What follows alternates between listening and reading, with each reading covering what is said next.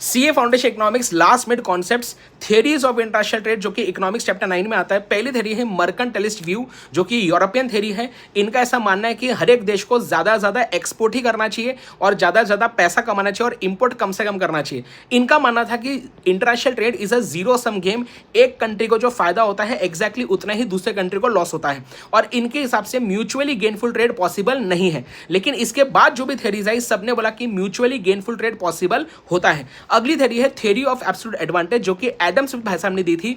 ये प्रिंसिपल बोलता है कि एक कंट्री को वही वाले गुड्स बनाने चाहिए जो वो जिसमें उसके पास एब्सोल्यूट एडवांटेज है। एब्सोल्यूट एडवांटेज तब होता है when you can produce a greater quantity of a good using the same amount of resources. तो दो कंट्री है, country A and country B, हम दोनों के केस में निकालेंगे प्रोडक्टिविटी ऑफ लेबर या आउटपुट पर आर।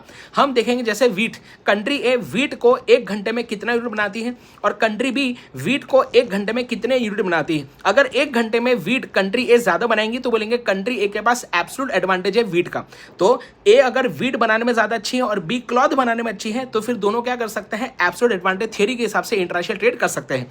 अगली थ्योरी दोस्तों आपका थ्योरी ऑफ कंपैरेटिव एडवांटेज, जो कि रिकार्डो भाई साहब ने दिया था। इन्होंने ऐसा बोला कि बहुत बार ऐसा भी होता है कि एक ही कंट्री दोनों गुड्स बनाने में अच्छी है और दूसरी कंट्री दोनों गुड्स बनाने में बुरी है, तो फिर इसमें इंटरनेशनल ट्रेड हो सकता है। The answer is yes. बोलते समझो कंट्री ए को दोनों गुड्स में एब्सोल्यूट एडवांटेज है, कंट्री बी को दोनों गुड्स में एब्सोल्यूट डिसएडवांटेज है। तो एक काम करो, कंट्री ए तू जो गुड बनाने में ज्यादा अच्छा है ना, जिसमें तेरा हायर एब्सोल्यूट एडवांटेज है, वो गुड में तेरा कंपैरेटिव एडवांटेज है। एंड कंट्री बी, जिस तेरा तो दोनों में एब्सोल्यूट डिसएडवांटेज है, तो जिसमें तेरा कम है एब्सोल्यूट डिसएडवांटेज, उसमें तेरा कंपैरेटिव एडवांटेज है।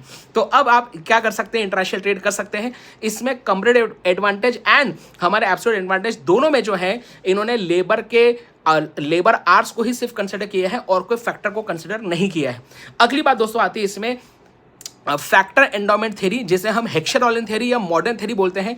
ये बोलता है कि इंटरनेशनल ट्रेड डिपेंड करता है कंट्री के फैक्टर के अवेलेबिलिटी के ऊपर, इनपुट्स के अवेलेबिलिटी के ऊपर। अगर कोई देश कैपिटल अबंडेंट है तो वहां पे कैपिटल को यूज करने का खर्चा कम होगा, तो ऐसे देश को कैपिटल इंटेंसिव गुड्स बनाने चाहिए, खुद के लिए एक्सपोर्ट करना चाहिए। एंड अगर कोई देश लेबर अबंडेंट है तो ऐसे देश को जो है लेबर का यूज करने का खर्चा कम है, इसे लेबर इंटेंसिव गुड्स बनाने चाहिए और खुद के लिए भी और एक्सपोर्ट भी करना चाहिए। एंड फाइनली आता है दोस्तों आपका न्यू ट्रेड थ्योरी, जो कि पॉल क्रुगमैन ने दिया था। बोलते हैं आज का तो ऐसा जमाना है कि हम हमारे देश में जो चीज बनाते हैं वो एक्सपोर्ट भी करते हैं और सिमिलर चीजें इंपोर्ट भी करते हैं। ऐसा क्यों होता है, बोलते हैं 2 रीजंस की वजह से। पहला है इकोनॉमीज ऑफ स्केल एंड दूसरा है नेटवर्क इफेक्ट्स।